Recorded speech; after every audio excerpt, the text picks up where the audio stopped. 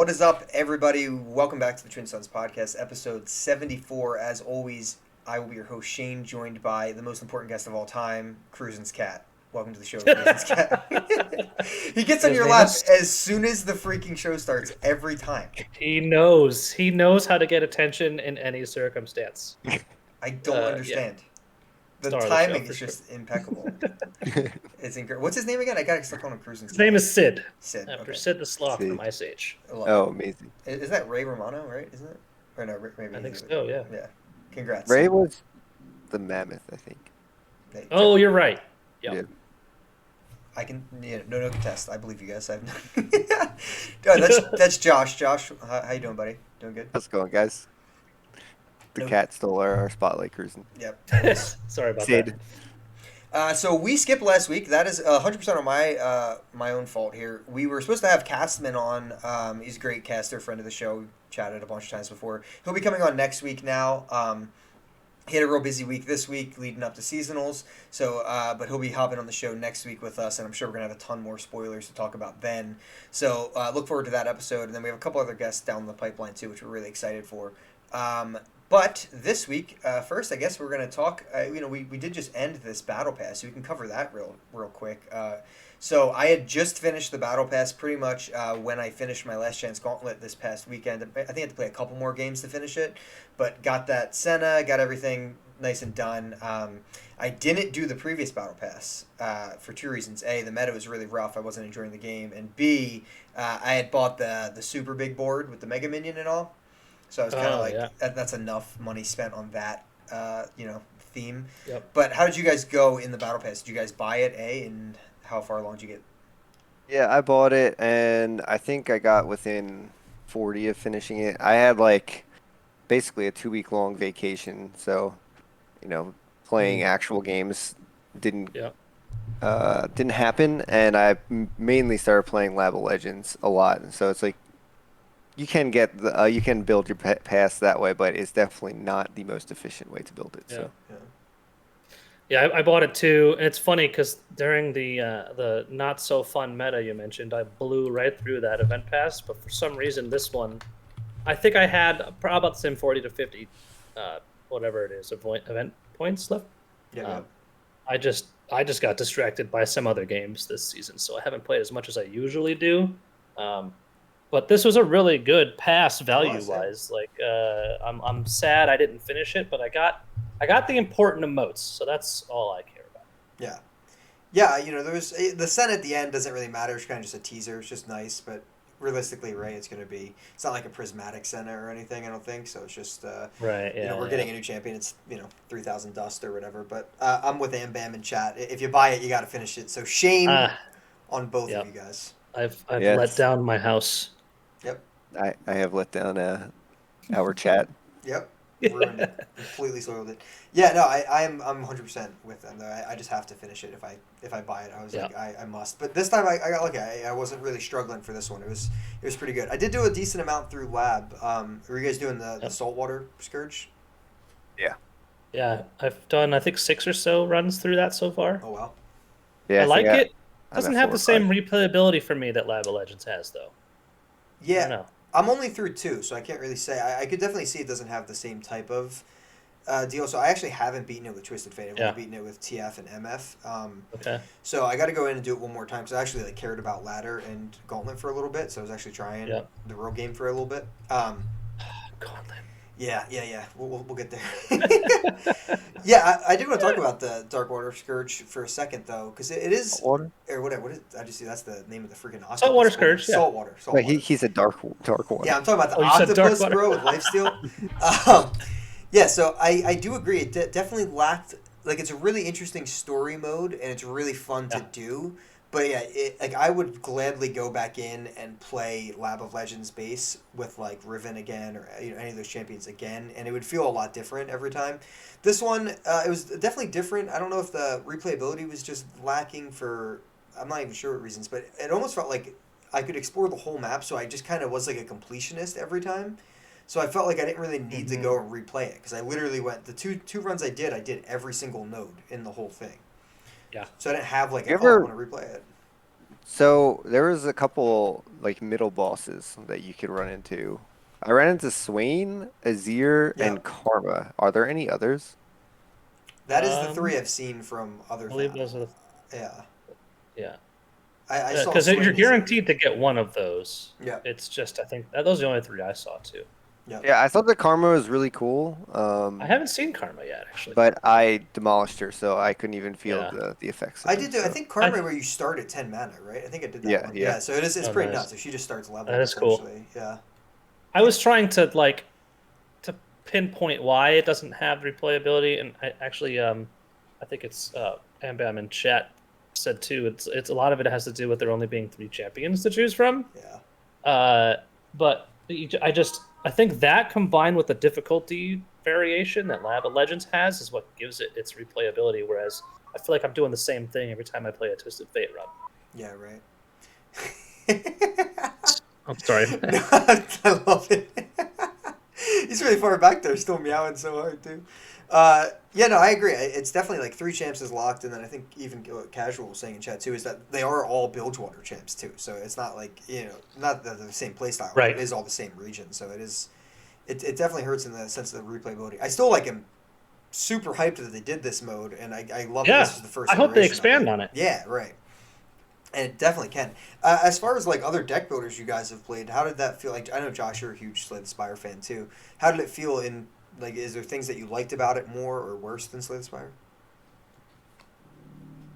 That's actually I think in terms of like you were saying the completionist, I think I actually like Slay the Spires, just kind of take a path and go. Yeah. I do like that just because I'm like, oh, let's go all the way down this branch, and then it's like, oh, now let's go all the way down this branch, and then it's like, oh, let's go back here. Yeah. Instead, it like in Slay the Spire, it's just like basically you have some choices, but it's like directly to the path. You'll finish Yeah. relatively the same, depending. And also, I think I like Slay the Spire more. Maybe I just didn't play the Scourge enough, but Slay the Spire you can get away with minimalist decks. Yep. Yeah. And in this, I felt like that was not possible at all. For sure. I was gonna say I definitely like Slay the Spire more in that because the fun part of the deck building aspect of it is being able to optimize your deck, and you just don't get many opportunities to remove cards from your deck in this. You get what, maybe I don't know, 3 chances or something like that. Yeah, 3 like tops. And it's a random pick of 3 cards. Random. I can't even choose which card I want to remove. And like that was always fun. Is like made you think, what do I really need in my deck? Yeah. What can I cut? And you don't get that interaction in this. You don't get that feeling. So like, yeah, if you get lucky, you could have a jacked like Zap Spray Fin just going crazy as you're doing your TF runs. But it's like it's Slay the Spire. You can kind of it is there is RNG, but you could kind of mold your own path. Yeah.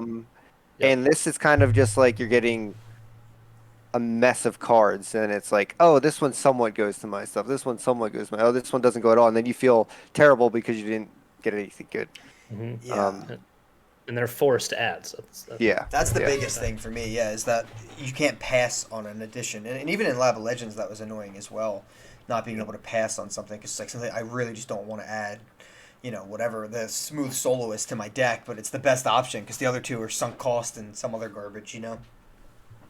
So yeah, that is there, and it is weird, Josh. I agree with you. Like the fact that I could explore the whole map, I didn't love that actually. I kind of liked the idea of being like, all right, I have to pick a direction. I'm kind of forced to go. Like my decisions mattered which way I went. This I was like, I'm just gonna go everywhere regardless. So yes. So my favorite runs were when I actually was able to stack like. My favorite run, I had a Zap Spray Fin that would come out as a 6/4. It was a dragon. It had Fury. It would strike the strongest enemy on the board when it came out, and it was just That's gross. Yeah. So and I had like 8 of them in my deck. In a shop, I was able to buy a bunch. Oh my God. So that was my favorite run, and it's just like I went. If it was more of that, where it was like, oh, I can make this broken card, and it's not just like, oh. I'm leveling up TF. I'm doing this. It's like, no, I have Zap Spray Fin carrying my deck. I had the most fun that way. But I probably blew through the whole thing. Oh, yes. That's I mean, that's another thing. Most Slay the Spire and other deck builds I've played is the difficulty level is higher, whereas this feels much more, I don't know. It's just too easy, I guess. Yeah, it's approachable which is nice in a sense because players who don't have full collections can instantly start trying stuff and get things. And yeah, like realistically, like chat's been talking about too, it is one mode in a giant game that has a ton of different modes. Very competitive games, Right. big tournaments, things like that. So it's great that they have it. Yeah, I mean, not that I'm like let down. It was really good. No, not at all. Yeah. It definitely just wasn't maybe as good as I thought it was going to be in the sense of like replayability wise, and as far as like how much I actually even wanted to play it. Like I said, I would just play the 3 champs and I'll be good. Like I'm going to go back and do TF, but like I wasn't even like a rush to do it. But as like a first like foot forward into this type of thing, I'm very excited because I think they can go pretty crazy with this. Yeah, because the whole point of Lab is to try new things and new formats and stuff and like iterate on them, right? So they're definitely a step in the right direction towards something real cool, and so it's a good thing. Yeah, not upset about it at all. Any final words here, Josh? For I just think it's a pretty cool progression to see the original Lab of Legends, to see them actually trying to make like a little story mode with the Lab of Legends. I mean, it's just the start, I feel like, and at least from what I can tell, I don't know the actual numbers, it seems like it got a really, really good response. So I assume they're going to keep updating and making those modes better. So yeah, and we saw multiple additions to champions in Lab of Legends, so I would not be shocked at all to see, even just we have a couple other Bilgewater champions. If they wanted to stick with the Bilgewater theme for this, just slowly add, as more things get released, just add another 1 or 2 Bilgewater champs to that mode, let that mode live a little bit longer. They still can implement things, test a few new things, and then go from there. But yeah, it was cool. I mean, I was looking at Sean Main's full rundown on Twitter, and like a lot of interns worked on this and stuff as well. So it's like really sweet to see like their whole team come together for this. Oh, that's cool. And it like just kind of happened like after Lab of Legends went, they were like, oh, this is more successful than we thought. Let's start trying to put something else together more like this. So like obviously they've been working on this a lot. And the best thing is just the variety of like enemies that you can face was probably the biggest difference now. It's like, right now I'm not just playing the same 9 battles, even if my deck can't get as wombo combo-y as sometimes it would get in Lab of Legends, which is really fun. At least I have something different to fight. And like Gangplank, that fight's actually really good. It was a pretty cool fight. It is. Yeah. Except it's very often easy to cheese it by just killing him from over 20 health. But you have to do. Yeah, it's like you do that or you're kind of in some luck. So we just had a Last Chance Gauntlet, so we're definitely going to have to chat about that for a second. Josh, as always, has never competed in Last Chance. He doesn't even need Last Chance Gauntlets. He just doesn't even care. He just doesn't even need them. But Kroozin and I went in. Kroozin, you want to go first or want me to go first? Yeah, I'll go first, sure. I unfortunately only had 3 Prime Glories this time around, so I had to play 2 rounds. What a slacker. I know. So I brought Talia Akshan. Akshane. It's essentially your list. I made 1 tweak to. I love that deck. I brought Viego Nasus and Aurelia Azir. Nice. So I blew through my first round. I played against Deep and I 2-0'd it. One game was pretty close, but I was in pretty good control the whole time. And then my final boss round. So the first round was against Yetis. Turn 1, the 1-drop Yeti. Turn 2, the 1-drop Yeti. Turn 3, 2 free 5/5s. And the 3-cost spell that summons another 5/5. So turn 3, he had 3 5/5s and 2 1/2s on the board. Holy. Nice. Followed immediately by that one that, I forget its name, but it reduces this cost if each round in your hand. 5/5 Overwhelm Yeti. Yep. So it was the stupidest game of Runeterra I've ever played. Like there was no interaction, no way I could ever possibly win that game. And like those are the ones that annoy me the most. But and then I ended up losing in the third game to his Viego Nasus. Like he drew his champions and I didn't. Is pretty much what it boiled down to. Yeah. Viego on 5 and Nasus on 6, and then other Viego on 5. And so that one was a lot closer, but I ended up losing in that game 3, which felt pretty bad. So what are you gonna do? I'm more mad about that stupid Yeti's game than anything else, just because it's like in chat I'm talking about high rolling. That it's a high roller deck to the extreme. Yeah. And that's just not a fun thing to play against. But yeah, Yetis it's a card can game. pop off sometimes. Yeah. Yeah. That guy that high rolled was probably just like, this is incredible. Just smack this guy up with Yetis. I'm so good at this game. my deck is so consistent. Yeah, Yetis are right. Yetis are pretty nuts. They can definitely pop off. It was absurd. Yeah, I remember you sending that screenshot. I was like, what the hell am I looking at right now? When you have what is that? 17 power worth of stats on round 3. Yeah, pretty good. Yeah, it seems good. Seems not terrible. I honestly forget a lot of mine, to be honest. I had a super busy day that day. I was moving a friend out since like 10 a.m. and it opened at like 2 p.m. for us. So I was moving a friend out like the whole day, and I was actually with Mikey. Rip Mikey. F's in the chat for Mikey. He's fine. He doesn't play the game anymore. But he was moving with us, helping us move this friend out, and it ended up being perfect. So I'm like, man, I'm gonna have to just like go sit in my car at 2 o'clock and like just slack off for half an hour to do these games.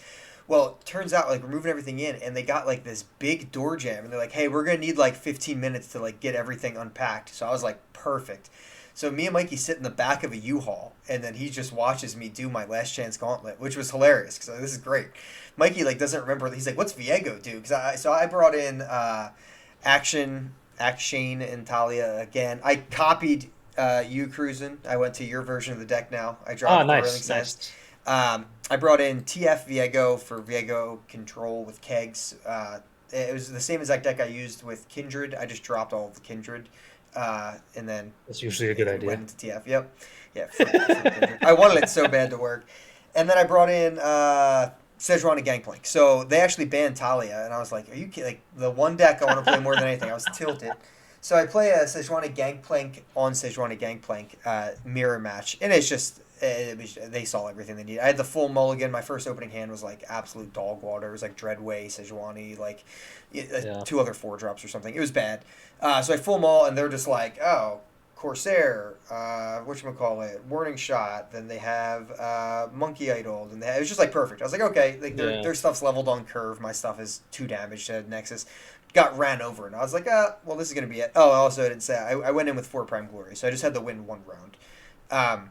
Yeah, so I lost that game, and then his last deck, I forget what it was, but it was something a little more aggressive. But so I was just like, all right, I got to win with Sejuani Gangplank regardless. I actually feel pretty good about the other matchup with Viego, but I got to win with Sejuani Gangplank, so I take in that. And then I did the same thing he did to me. I just hit like the God curve. All my champions are leveled on 5 and 6. I was like, this is great.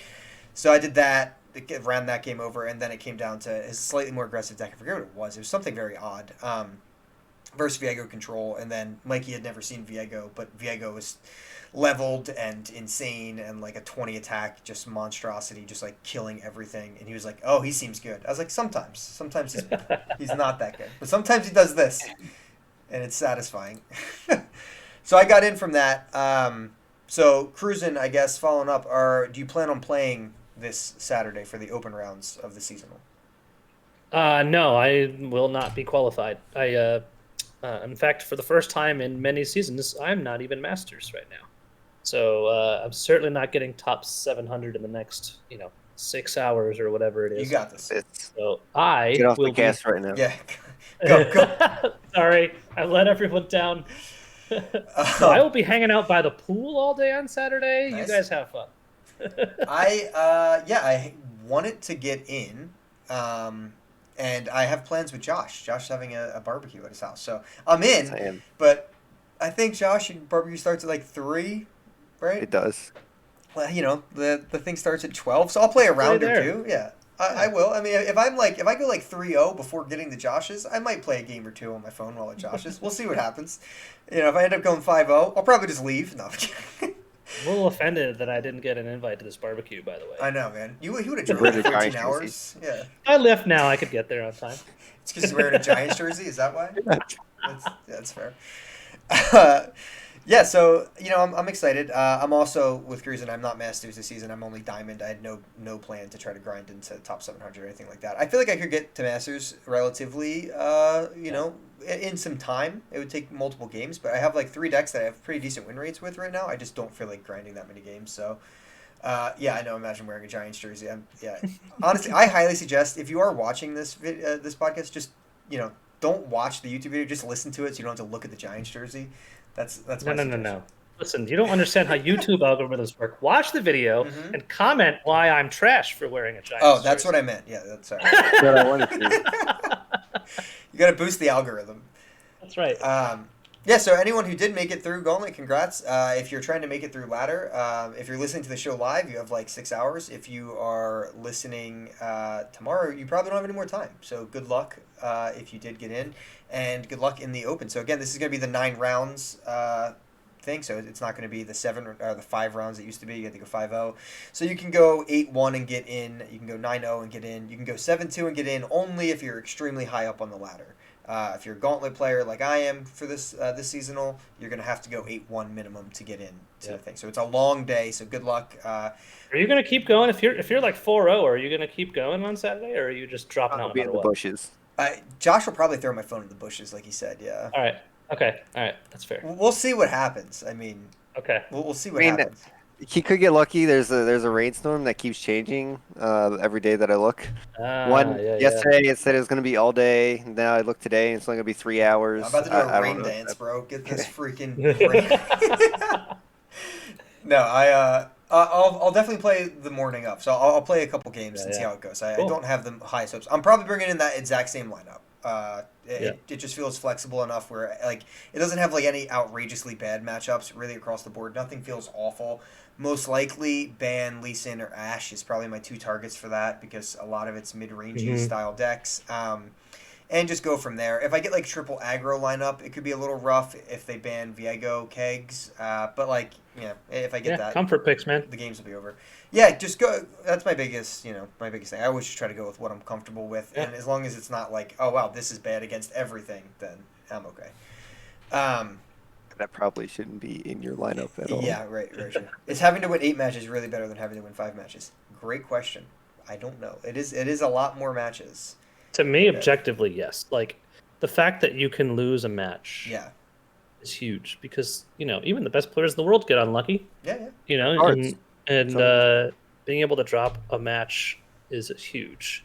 So I think it's worth having to play a couple more rounds. And then for the hardcore, you never know when you're going to run into 7 Yetis in round 2 or whatever. So Kroozin, have you played a game since? Yes. Runeterra? You have? Okay. I played 3 games right before this cast. I didn't know if you uninstalled after the Yeti incident. No. I'm not that sold. Okay. I probably would be. I'm not gonna lie. So we did get some new things. We actually have a lot of new things to talk about. So previously we were talking, I think 2 weeks ago, it did get revealed at that point that Bandlecity, I believe it did, right? We were talking that Bandlecity is coming. So we had like an initial little just some artwork there, and we were diving in and trying to see, is this Teemo on this tree? Is this whoever on this tree? So yeah, we do have some new cards actually for the first time. So we have a bunch of new cards. Actually, we have I think 11 total, but a few other updates happened. So I'm gonna switch the screen over real quick to show you guys this. This is Beyond the Bandlewood, and right now we have these 2 champions, Teemo and Fizz, that are on the screen, are now getting the dual region icon. So they, as you can tell, Teemo is still in Piltover and Zon, but he is also in Bandlecity or Bandlewood. I think it's called Bandlecity, right? Bandlecity. Beyond the Bandlewood, I guess is Bandlecity. That's the name of the first expansion. Gotcha. Drop.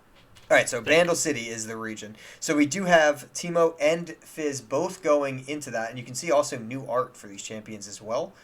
And they're not $10, so that's good. Didn't think of that, but you're not wrong. Then we have Lulu, who already got new art, so we don't need to give her more new art. And then Heimerdinger, also, again, going from just their single region to dual region. So this is actually 2 Piltover and Zon champions, because they're both Yordles, now have Bandlecity as their second region. And then we'll talk about this new card in a second. But I guess first off, how do you guys feel about dual? I guess we should talk about how dual region works. First off, right? So essentially, dual region, it's going to work where once you start making a deck, if you pick a card that has just one single region, that will lock in that region for your deck. So say you pick in like Mystic Shot, then you can run Teemo as a Piltover and Zon card, and then you could pick something else from a different region, have that locked in there, and then Teemo could be Piltover and Zon for that deck. Or if you want to run him as a Bandlecity card. You can run them for that. You can't like break and do tri-regions. You know, people were talking about that. It was getting people were making it more overcomplicated than it really needed to be. But essentially, yeah. So you can run these champions either or, as long as you have a base card of that in there, and that'll count as your champion there. Yep. So what do you guys think about dual regions? I love it. I mean, I like. We've only seen it on champions so far, right? But I like the deck building flexibility it gives. Like, I feel like it opens up a lot of potential, especially because also not only have we only seen it on champions, we've only seen it on Bandlecity. We got one card that has dual region, but we didn't go over it yet. But yes. Oh right, yeah, you're right. Yep. But again, that is also Bandlecity. So it's only right now. It's only Bandlecity and then another region. So right. Yeah. So it makes me. I'm assuming they're going to add it to other cards. But yeah, that's right. There is a follower. But yeah, I mean, I like anything that adds deck building possibilities. Honestly, so I like it quite a bit, and it's straightforward enough that it's not really confusing. I don't think it's just you're building with 2 regions like you normally would, except your dual region champion can be from either of those. So yeah, I think it's cool. Yeah. And Ambim, I believe that they did list a bunch of followers. This was kind of interesting. They listed a whole bunch of old followers that were going to be tagged as, you know, like the Tribe Yeti. Don't get triggered. Sorry, Kroozin. But yeah, they have they're going to be Yordles and Fae, I think, or Fae folk. So that's going to be like the Tasty Fae folk's going to be a Fae and things like that, and then other changes that used to be Yordles. Which is interesting because, to my knowledge, there are no cards in the game right now that specifically reference Fae, are there? So I'm assuming there will be Bandlecity cards that do. Yeah, or Yordles from that point, right? Yeah. The one full art, doesn't it look like the Yordles and the Fae are like going to war? Is that a thing? Jack, you're the lore guy here, Josh. I have no idea. No one knows about Bandlecity. But I thought in the one... Which card is this art? Hold on, let me bring it up real quick. I think it's in the Swole Scouts full art. I see a Fae just walking behind him. Or I can throw it up on the screen here. I do see a Fae just walking behind. I don't know if he's running from him. I don't know what's going on. Oh, yeah, I can see that. I just assumed that there was some type of war between the Yordles and Fae. I could be completely wrong, but... So for the listeners, it's essentially there's a bunch of Yordles that look like they're running through a river, and then there's a Fae behind them with what looks like a tree branch or like piece of wood over his shoulder, like a weapon. I want to say they're friends. It's hard to tell if he's chasing him or if it's just backup or what. He's wearing a similar hat. I feel like they're friends. I don't know. Yeah, right. But also then, I think, did I just see him up here somewhere? He's in the back here too. This Fae right here is in the back, like just like observing something. I think that's the Fae. I don't know. And there were Fae in that short cinematic they did in Bandlecity 2 that were clearly they were all getting along. So that's true. That's very true. Josh just made up a war, guys. I'm sorry. I think it was the I think I combined the the Yordle newbie fighting the thing. It's like very purple and stuff. Oh, yeah, he's fighting like some freaking tree monster thing or something. Yeah. So I think just I associated the colors together and then was like, oh, I think I saw them fighting. Warmongering. Oh yeah, there's another art. Yeah. Casual art just put it out in chat. The pupper card. Yes. In the background, you see the Fae like holding a Yordle. Oh yeah, I didn't realize that was a Fae right there. I thought that was just part of this mushroom thing. This is gonna be some of the best art to look. Yeah. I mean, it's gonna be so good. But yeah, Josh, this thing, I see that. This is like Grimer fighting the newbie or whatever. Yeah. So in general, we're just talking about dual regions for a second. Yeah, I think it's gonna work pretty well. I know there's some people there's some concerns about like how the deck builder will function with it. I think it'll be mostly smooth once people get used to it. Definitely think people are overthinking it. Josh and I talked about that the other day, just about the confusion behind it. But yeah, I mean, I'm pretty excited that we get retroactive changes. Yeah. That will change the new set. Now, does that limit how many champions are going to be in Bandlecity? Because it's like Bandlecity already has 4 champions, and we don't have anything new champions for them right now. So is Senna going to be dual region then? See, that would be sweet. You know, like Demacia Shadow Isles would be dope. I don't know if they would do that though, because then she would have to like. Yeah, those are 2 different Sennas. Yeah, right? dual region follower and champ, that wouldn't work. I'm about it. Sign me up. That'd be interesting. I would love it. We're definitely going to get some. I don't think Bandlecity is going to be the only region that has dual region. I do think we're going to get other stuff for almost sure. certainly not. And there's some really cool ones that they can do, like especially with followers and stuff. But even with champs, like you're saying, they could do Demacia Shadow Isles. It could make it make sense in their story for Senna. But there's other champs that have even Riven is a good one because she's from Noxus but in Ionia, so it's kind of an interesting take there. So yeah, I could I'm pretty excited for all that. But I guess you guys want to start diving into some of the cards. Yeah, let's do it. So with the first reveal, they just randomly revealed this landmark, this epic landmark, just out of nowhere. So I'll read it. The Bandle Tree, it's a landmark 5 cost. Round start, create a follower from a new region in hand. Win the game if you've summoned units from 10 regions. So now that there are 10 regions, you can actually do this. And do have confirmation from Alex Lee, who was the head of the Bilgewater release and also just the head of new card releases in general right now. He did say new means from a region that you haven't played a card of yet. So if you've already played a Piltover Zone card, you will not get a follower from Piltover Zone in your hand. So, I mean, it's an alt-win con. It's pretty weird. Crazy. I don't know how fast. I mean, so it generates one by itself. Yep. And then it's there's no cards that you can tutor. You can get, there's cards that make random cards from your regions. There's cards that make random cards from other regions. But there's nothing yet that you could tutor oh, I need something from Shadow Isles. Oh, I need something from Ionia. Yeah, right. I mean, the Bandle Tree does that, right? Yeah. Picking if you play what's its name, the 3-mana guy that creates a 1-drop. Yeah, Petty Officer. Stuff like that. Yeah. Bandle Tree won't give you duplicates from that. Yeah, and Petty Officer doesn't say from your regions either. So yeah, definitely Bilgewater has a couple options with Double Trouble and things because that can be from anywhere. Sure, that's true. That's interesting, but is it good? I don't. Yeah. But that's what I was getting at. So I was so it could tutor every round. It can tutor itself, but besides that, there's nothing right to expedite. So realistically, I don't know how many rounds it's going to take to actually get the 10. Mm-hmm. It's just like the math with the springs. It's where at 22 health healed to get your auto win from healing. So it's kind of how do you balance that 22? What round should they be winning by? So it's very, very awkward. What round is this supposed to win by? Yeah. Also, interpretation of the card, it doesn't have to see all the 10 regions, does it? So does it remember? No, it does not have to see. Yeah, okay. Right. Makes sense. Everything. Yep. Yeah. I don't know. The thing that's weird about it is, I mean, typically, right, you're going to need, I don't know, at least 5 or 6 rounds after you play it, assuming you got lucky on some of your randoms. Right. And you have to be on turn 5 or 6, somewhere in that range, essentially do nothing for a turn. So does you nothing got to survive. the turn you play it, yeah. So, yeah, I mean, I don't love it. I don't know how good it is. I feel like it's not going to be good, but also I always get really nervous with insta-win conditions like this. Yeah. Hey, there's the Watcher. Yeah, we all know how that turned out. Nothing can be as bad as the Watcher. Yeah. It has potential to be broken, right? Yeah.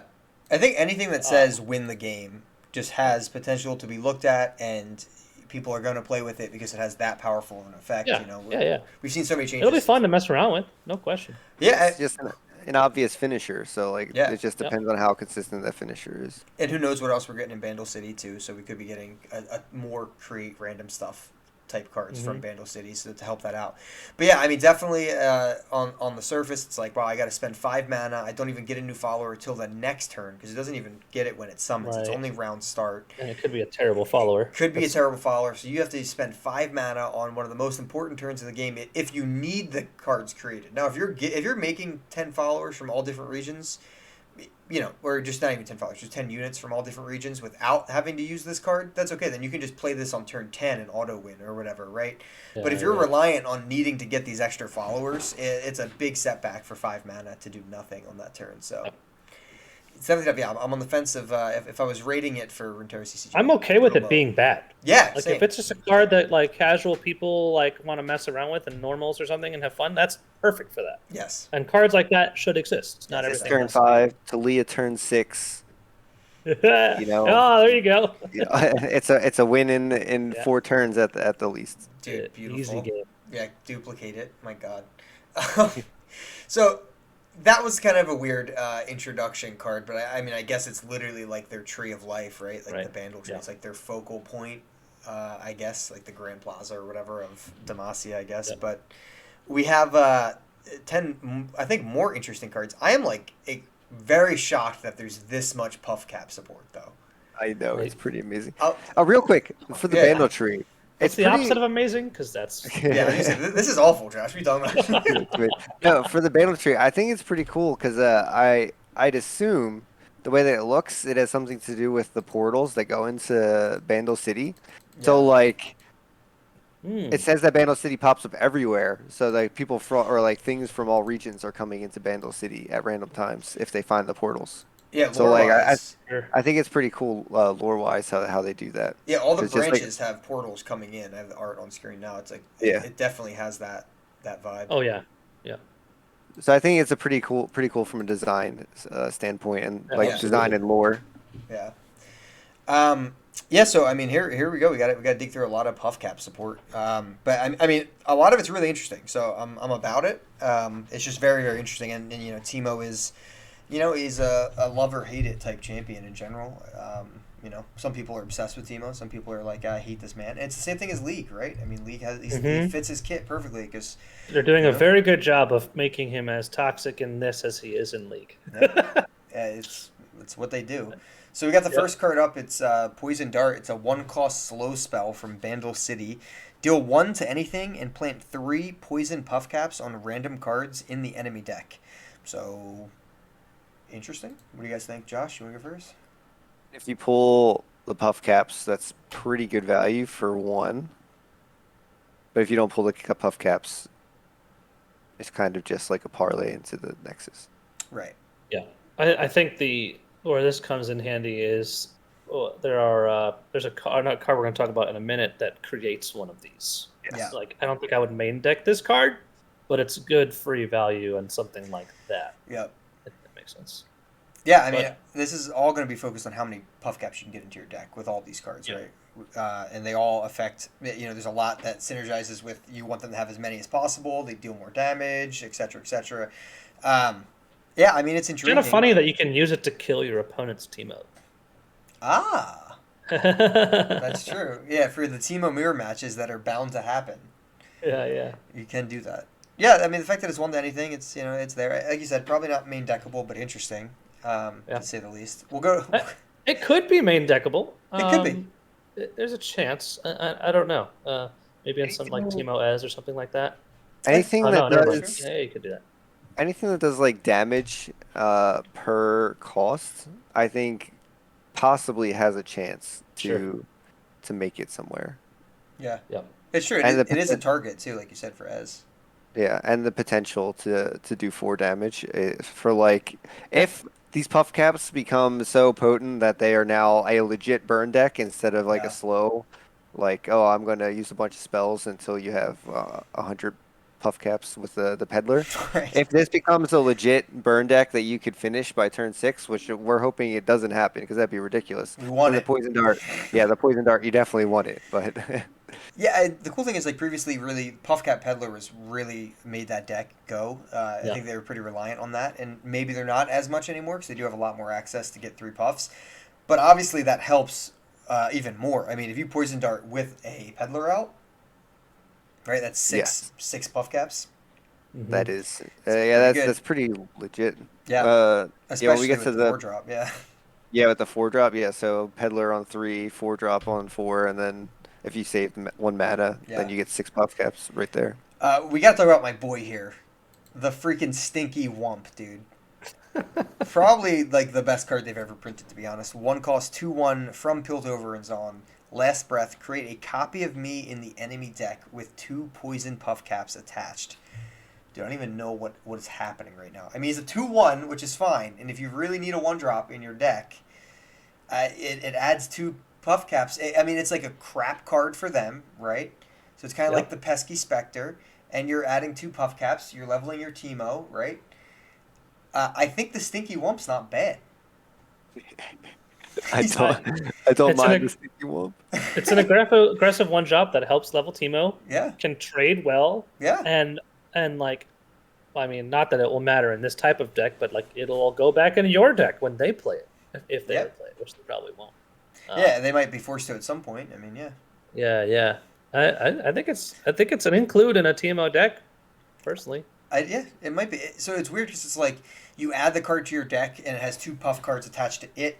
So like if they draw that, it's at least taking 2 damage, which is good. But you're also like adding more cards to the deck, so you're like making the chances of drawing this card and other cards with more puff caps slightly worse. But I think it's negligible because it's coming in with 2 puff caps itself, which is pretty good. Right.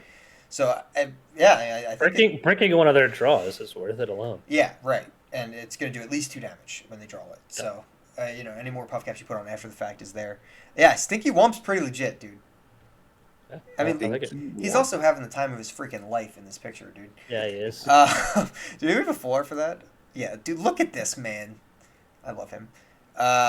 Going forward, we have Entrapment. So this is definitely a card that... Oh, no, I lied. There's another card coming up that kind of insinuates something. But this is...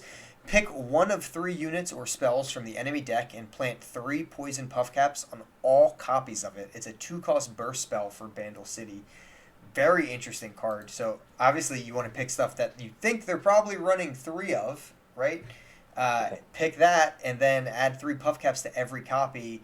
Nuts. It's pretty good. I mean, it's a possible of 9, right? 9 shrooms on their deck. Yeah. I mean, unless you somehow put like 1,000 Stinky Wumps in their deck or something. That'd be amazing. I think it's pretty cool.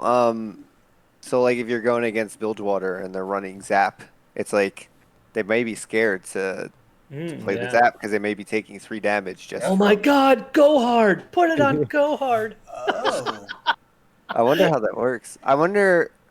Oh yeah, I mean, put I guess copies on every copy of go hard. yeah, That's at crazy. least that are currently in there right now. Yeah, so if they played 1 or 2 already, put it on Go Hard. Yep.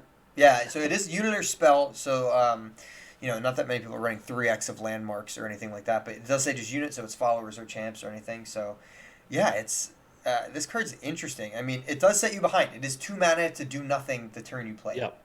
It's very important to view it that way. It could be an instant level Teemo swing, right? That's true. It could do something, right? And at that point, each one of those spells will have 6 puff caps on it. So there's some potential there. But That's the 2 mana crazy, do nothing feels kind of rough. If it does level Teemo at burst speed, you might be right, though. Yeah, I think us saying it's rough, like this is a lot of support for an old archetype, completely changing it. Yeah. And I think it really depends. So like on the basis of like how we know the game as of right now, it's rough. But say these puff like with all the support, say this is a legit deck that like wasting 2 mana to get possibly 6 damage in the end is probably pretty big. Yeah, for sure. Yeah, absolutely. Yeah. All right, we got the best boy of Runeterra right now. We got Puffcat Pup. There is a Guardian for that, so we'll be doing a giveaway for him. Probably like 10 of those because they're ridiculously cute, dude. Look at him. 2-cost 2/2 with quick attack. Strike, plant 3 poison puff caps on random cards in the enemy deck. So it's just another way to get 3 more puff caps planted on anytime he strikes. Quick attack, on turn 2, you might be able to get a free strike because they can't really block with their 2-drop with only 2 health. If you're attacking, and then he can chump block later. 6 puff caps for 2 mana and a 2/2 body. That's good value. Yeah, so I mean, between the Stinky Wump and then the Puff Cat Pup, on turn 3 you could possibly already have 8 shrooms, and that's way more than so like by turn, unless if Teemo is just like free attacking for 2 turns, that's the only way that you get more than 8. Yeah, that early. Yeah, I mean, because before really the way was Puff Cat Peddler, and then you play the poison puff caps, the 1 cost, and put 8 shrooms on there. But yeah, now there's a lot of ways to nickel and dime them with puff caps coming out. Pretty interesting. Boy. He's so freaking cute, dude. This is definitely good on them. This is their marketing strategy. Like, come out with something cute, add a Guardian to it. Yep. Roll in money. Rolling money. He's the chip of this set. And they're gonna have a lot to choose from because like literally all of these cards have the cute vibe. That's so, true. Yeah, That's true. So I'm gonna skip the next four, and we're gonna talk about the other two that have to do with puff caps, and then we'll go back for the two that actually have to do with a kind of a new type of deal. So we're getting to the lecturing Yordle now. So this is the one that Kroozin was insinuating at earlier. He's a 4-drop 3/5, so he's got really good stats. Also the Yordle tag.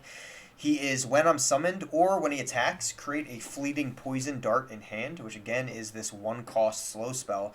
But when you're getting it free created, not main decking it, it still costs 1 mana. It becomes a lot more viable, and you can also make multiple of them with a good stat line. Kroozin, I mean, what are your thoughts on this guy in general? Yeah, the stat line is fine. Yeah.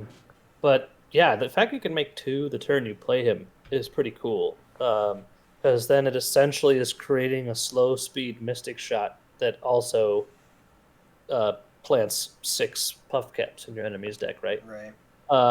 The problem I foresee is I don't know how often you're gonna want to attack with him because I guess he's got enough health that he can survive most attacks. Yeah. And so maybe that's like the saving grace there. But he's a better defender. You're right. Yeah. Yeah. Yeah. Right. So you're like giving your opponent the ability to choose, how they block him. Right. I don't know. I like him, but I'm not sure that it would be good enough to make the cut if I were making a puff cap deck right now. That's fair. What would you slot in the 4 spot instead? That's a good question. Because you still have the Chumpa Wumps, right? The 4/3, 4 with 2 puff cap that you get. He might just be better. Yeah. He is good. Or the next card we're gonna. Oh wait, never mind. Now it's not a puff cap card. Yeah, we'll get to that in. But yeah, Aloof Travelers could also be one that you're slotting in there. Yeah, they definitely have some options now. It's weird because they're revisiting an old archetype, but they're really like giving it a whole lot of new life. But like also not just being like, hey, look, like I want to add a Yeti card, so here's a Yeti. I'm just gonna keep bringing up Yetis as much Here's as a I useless freaking spider can, that no one uses. Yeah, or that 3/2 spider, and they put out Merciless Hunter, and the 3/2 spider can be a 4/3 if you like do something else. Yeah, rough. But they're giving it like a lot of options. Obviously, it's in a new region as well, and there's obviously going to be pairings of Piltover Zone and Bandlecity, but there's just a lot of options for this deck. Where I don't know what you run at 4 costs. You actually have multiple cards that you could definitely run there for puff caps. Yeah. We got to talk about the 6-cost Dreadway they printed. We got Ava Achiever, she is the the Yordle. Sorry, I almost called him a squirrel, dude. The Yordle that was featured in the new cinematic, which is adorable. We should watch it. It's a 6-drop 4/4 from Bandlecity, so awful stats. So you know it's gonna do something crazy. When I'm summoned and round end, plant 3 puff caps on random cards in the enemy deck. Traps on enemy cards are doubled when activated. So right now the only traps we have are from Shrooms, but we do have Caitlyn coming out.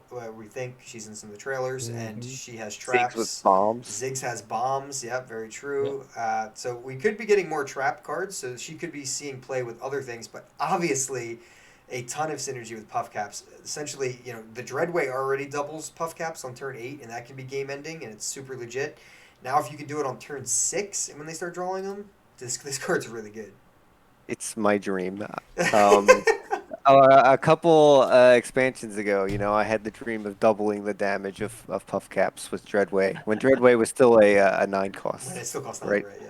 Yes, and the whole point was slam some Shrooms in there, stall until the Dreadway comes out, and then everyone just does 2. Well, now there's a 6-drop that can expedite this dream, and it might be terrible, but I am so excited to use it. Yeah, so. I'm going the opposite direction here. I think it's terrible. Oh, really? I didn't say it was good. I'm just excited to see. Fair enough. Okay. Shrooms. When you said amazing, you meant because you love it. Yes. Yeah. That's fair. See, I think it's terrible because both I think it's a bad card and I hate it because puff caps are so tilting. Like, I don't know. Like, I understand it appeals to a certain player type, and I get that, and that's great.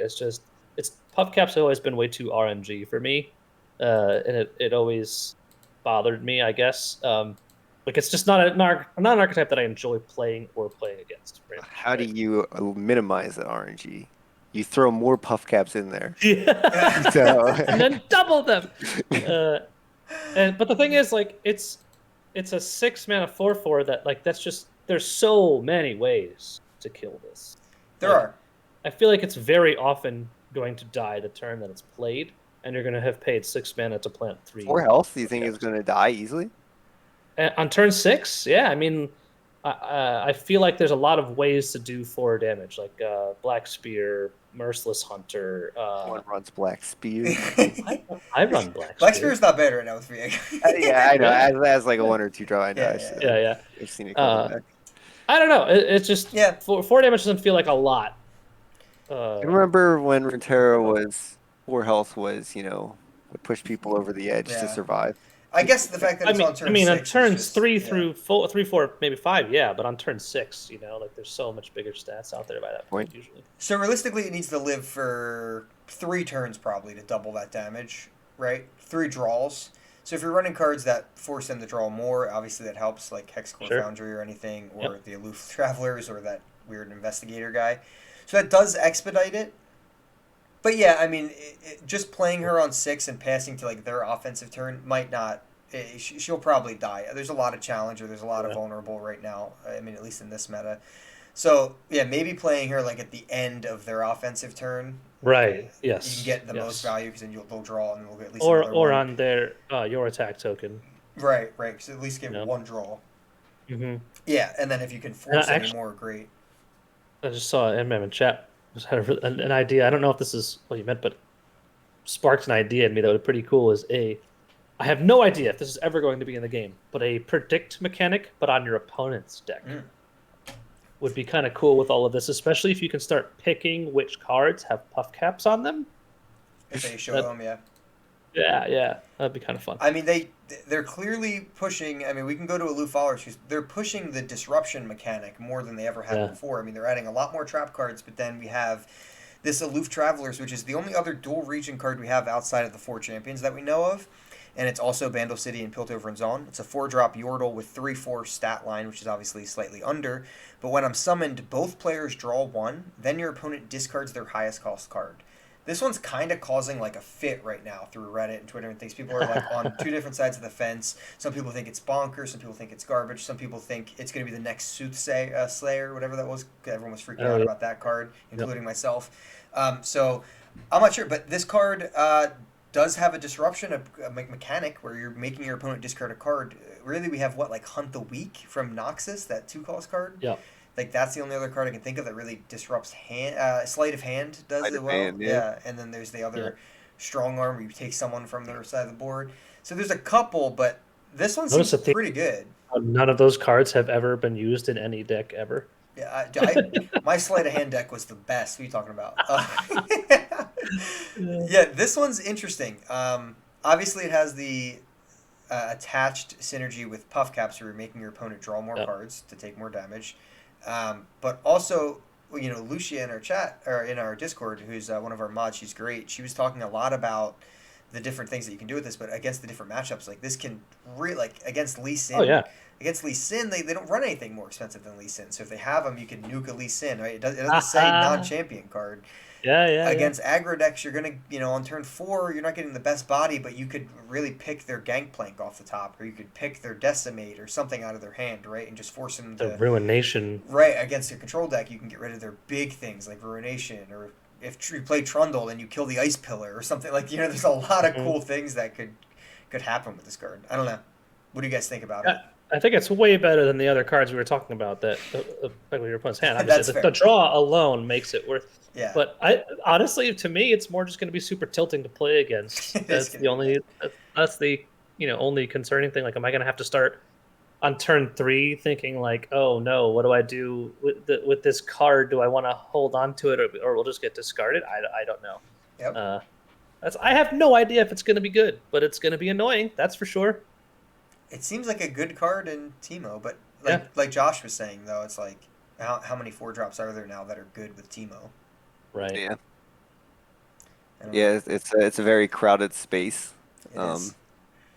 This card it's not really furthering your game plan as Teemo on turn 4.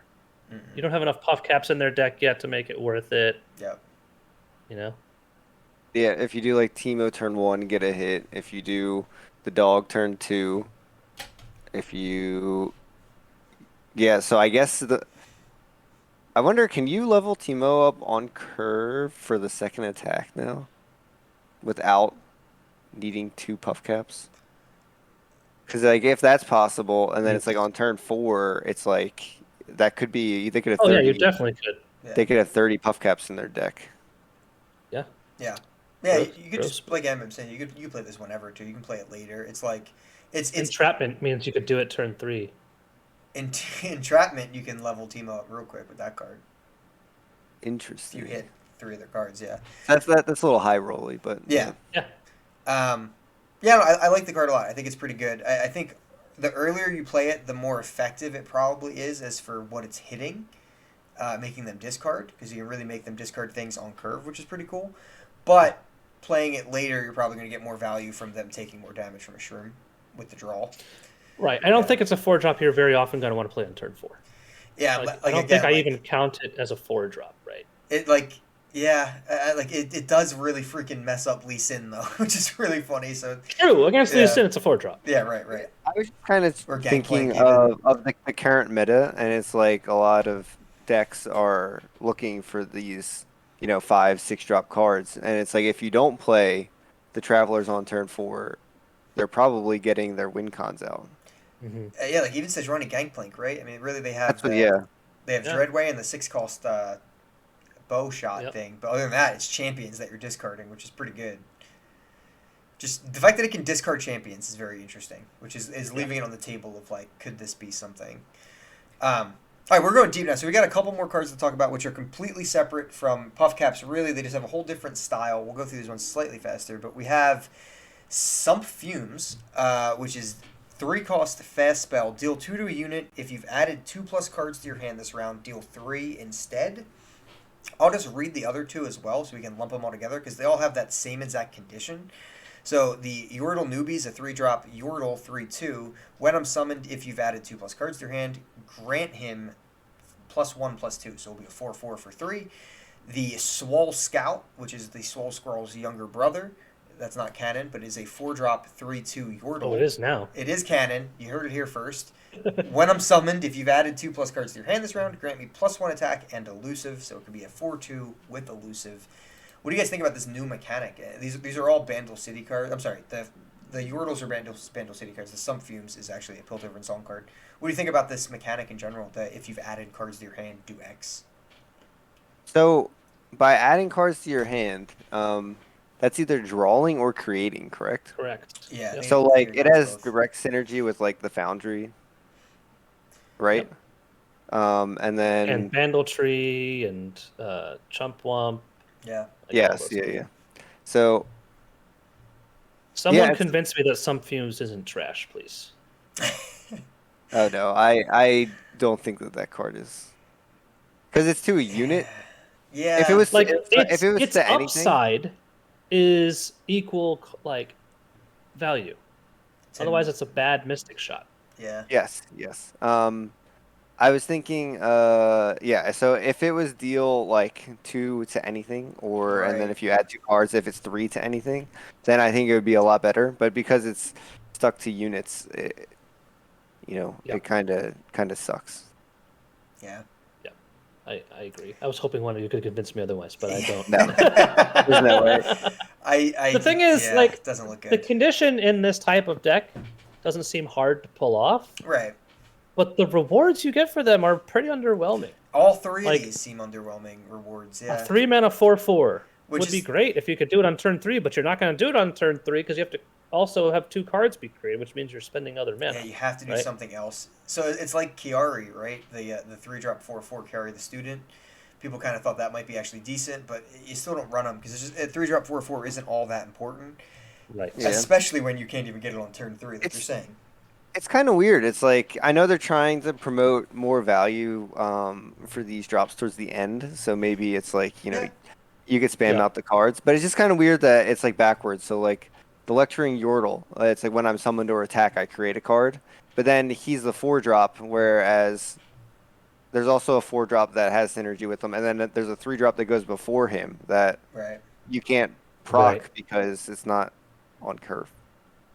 Yep. Yep. So like if the Lecturing Yordle was on like 2-drop, then it's like, oh, you drew one, you could attack, you could create a dart, and then it's like, oh, the Yordle newbie comes out as a 4/4 on turn 3. Right. I guess it sets you up for a pretty solid defensive turn, but that's not the case.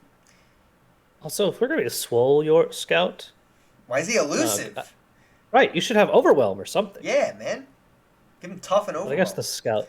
Yeah, scout. Yeah, I guess so. It's just they're cards that you don't want to play on curve, Yep. and when you play them later, the reward doesn't seem worth it at all. Like if it's turn 6, I create 2 cards and play a 3-mana 4/4. Who cares? Yeah. I'm gonna be honest. They seem like very good for Lab of Legends, where you get cards that are like, oh, Sure. if I'm not in your hand, draw. Yeah. Sure. Yeah. And then it's like it'll make a fun like, oh, my Swole Scout's always coming out as elusive because I drew and I'm getting this card in my hand. I'll play. And actually, I'm realizing as you say that drawing the card for the turn counts, right? So you only have to add one more card. Yeah. Yeah, that's what I was saying. Direct It makes it direct, significantly better than I was thinking. yeah, but still. direct synergy with Foundry, but it's like so. That's true. What is interesting? So if you're running this in a Foundry deck, so Foundry comes down on 3, and then so like you're able to do more if you're running this style of deck from 3 on, just because you're getting the 2. Yep. So then you're always getting the newbie buff. You're always getting the Swole Scout buff, and I don't know how good that is, but it allows you to have mana to do something else. Yeah. While having a decent statted unit for the cost. I'll play Devil's Advocate a little bit, except for Sump Fumes, because that card's hot garbage. Yeah, definitely did. I'll play it a little bit. So elusive is a big enough keyword where you have to like slightly respect the card, even if it's not that great, because elusive can be that game changing. We don't know what Bandlecity is coming with in terms of elusive or buffs or anything like that. So you got to at least respect the elusive on Soul Scout, because we could get a huge attack buff in Bandlecity that all of a sudden now you want elusive really bad. But the other thing is, and this is probably the main point that like you could really make against us calling these cards bad, is that we don't know why they have the Yordle tag yet, but the Yordle tag could be something, right? There could be a Yordle that makes all your other Yordles cost 1 less. There could be a Yordle that makes all your Yordles get +1/+1. Like there just could be something coming with that tag that we don't know yet that could make these cards all of a sudden look good. But without that knowledge, iterative improvement makes the Scout look pretty decent. Yeah, that adds the card instantly. You iterative improvement on the Scout, you get the second card, so you're already going to proc that second Scout, and then he comes down and he's a 5 attack elusive. Yeah, I mean it's not terrible. It's just like I said, there's just elusive strong enough where you got to respect it, and we could be getting something big with Yordles. Who knows? Yeah, very true. Yep. But other than that, they're garbage. I'm looking forward to seeing the non-Bandlecity cards in this expansion, just because I want things other than buff caps. I know, we gotta get. I think these cards are very fun, so they appeal to me. It's like I mean, we don't unless they get more support. It's like I still don't know how competitive puff caps are. Yep. I don't think there's anything that's really game breaking that they released here, besides for debate, Aloof Travelers. Right. Yeah. But other than that, I think puff caps are still a fun archetype and not. Sure. You're not like. Maybe on day 1, people are like, puff caps are broken. They need to nerf this, and then after day 3, it's like, oh, no one's talking about puff caps anymore because it happens every single time with something. We could get that. There's also the phenomenon where like it's just natural that developers will try to push a new archetype a little bit in a new set. So we may see some more puff cap support, and it ends up being broken. It's very true. I want to see what else Bandlecity is going to do outside of puff caps, right? It's like Portals. What is their, right. What are the Yordles? What does that tag identity? do? Right, they're going to have more than just puff caps, obviously. Right. So, are they going to give more support for Lulu because she's coming in? Blah blah blah. Technically, we've seen, I guess, 2 possible archetypes, sides of archetypes. We've seen puff caps, and then we've seen the adding 2 cards. Yep. And I'm sure Bandlecity's coming with extra keywords. So right. we haven't even seen that yet. Definitely getting something. Enemy predict. Enemy predict, yeah. Enemy But predict. also, we didn't see any support for the Bandle tree. Like, it's 0. That's true. Yeah, they release that card and then they show us really nothing I'm that sure adds we to will. that. Yeah. So, I'm assuming, like, the Aloof Travelers would only count towards I was the just about to bring region. that up, Josh. Yeah. I'm assuming it only counts towards the region that it's identifying as. Right. It could, but if you're But playing Bandlecity, Piltover if it Zone, counted as Yeah, 2, That'd be that gross. card can definitely get a it's little the same nasty. thing that we were talking about with, and we can end on this, but the same thing I was talking about with Allegiance, like the dual region cards, right? If you're playing Bandlecity and Piltover and Zon as your 2 regions, if you have a Bandlecity Allegiance card and you pull Teemo, does he count as Allegiance, or is he P and Z at that point, right? Like, or would he count for both P and Z and Bandlecity Allegiance? That's yet to be seen. I don't think we've had an exact answer on that yet. So maybe I'll tag some Riot devs on Twitter, see if they'll answer it. But it's just an interesting thing. Yeah. That's going to do it for us, guys. That's episode 74. Like I said, next week, join us again. We'll have Castman on the show at some point next week. Hopefully, our schedules have been conflicting. He is, I believe, 7 hours ahead of us, or 6 hours ahead of us when we record. Jeez. For Josh and I, and then 7 or 8 for Kroozin, because Kroozin's an hour behind. So it's definitely, we've had a lot of guests come on late, but he's a bit further than most have been. So we're trying to get him on. You definitely want to have him on, get a nice chat with him. So we'll be doing that very soon, hopefully next week, like I said. And yeah, I mean, anything else you guys are hyped about coming up? I mean, you guys want to pick one thing that you want to see next? Nar. Giants preseason. I mean,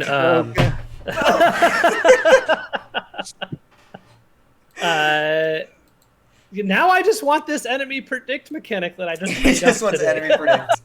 Fair enough. I'll But go. you hate buff caps. He might like him if they get enemy predict. Well, yeah, I like the idea of being able to manipulate my opponents. Oh, Put in God. a smelly wump or whatever, isn't it? Stinky wump, Yes. and predict it to them. Yeah. Take my. I'm 100%. People are doing the stinky wump and pesky decks, right, and just swarming the opponent's decks with nonsense. God. It's happening. No intention of winning, just trolling. No, just 100% And make win. your hand garbage. Yeah. All right, guys. Well, until hold on, I didn't even say mine. I'm going Senna being Demacian Shadowhouse. That's what I want. Oh yeah. We'll have a whole nother week of cards to talk about next week. So until then, go Eagles. See ya. Nice. Thank you for checking this episode of the Twin Sons Podcast out. If you're looking to support us in other ways, you can check us out on YouTube at the Twin Sons Podcast. You can also check us out on Discord. Join our Discord where we have tons of great discussions and keep you posted on all of the content we make. You can follow us on Twitter, which is just twitter.com/thetwinsonspod. You can also follow our co-host, Kroozin, and Josh, and even Mikey, all on Twitter as well. All of those links will be in the description of the video or the podcast that you just listened to or watched, as well as Twitch streams. We have all 4 of us are also streaming on Twitch occasionally, so you can feel free to dive into those. If you want to support us on Patreon to go even a step further, feel free to head over to patreon.com/thetwinsonspodcast. We have a bunch of different tiers there where you can actually get different upgrades and different support for the show and actually get some nice rewards as well. And finally, if you want to check us out on Teespring, we have a bunch of cool swag based on the logos that we've had made for the podcast over the life of the show itself. So thank you guys again for all of the support, and catch you next time.